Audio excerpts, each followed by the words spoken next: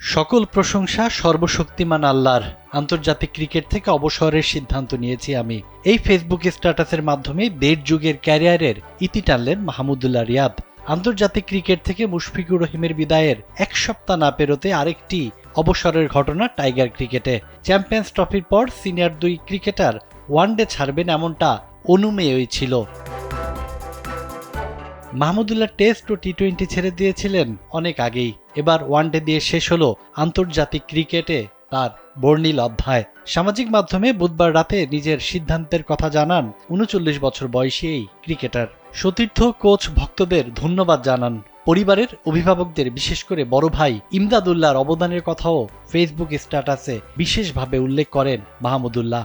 Jamuna electronics ঈদে double খুশি offer season 3, যে কোনো পণ্য কিনলেই পাচ্ছেন নিশ্চিত ঈদ উপহার। আন্তর্জাতিক ক্রিকেটকে বিদায় বলার দিনেও মিরপুর এসেছিলেন ৪০ ছুঁতে চলা এই ক্রিকেটার। নির্ভার থেকে এবার ঘরোয়া ক্রিকেটটাও চালিয়ে যাবেন।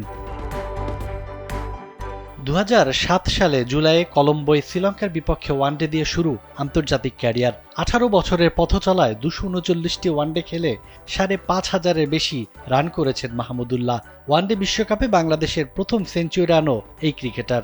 ক্যারিয়ারে প্রাপ্তি যেমন আছে, আক্ষেপও কম নেই। অপরাজিত থেকেও ২০১২ সালে পাকিস্তানের বিপক্ষে এশিয়া কাপের ফাইনাল জেতাতে না পারা বড় একটি আক্ষেপ। বেঙ্গালুরুতে ২০১৬ টি-20 বিশ্বকাপে ভারতের বিপক্ষে ১ রানের হারও যে হতাশার স্মৃতি হয়ে আছে।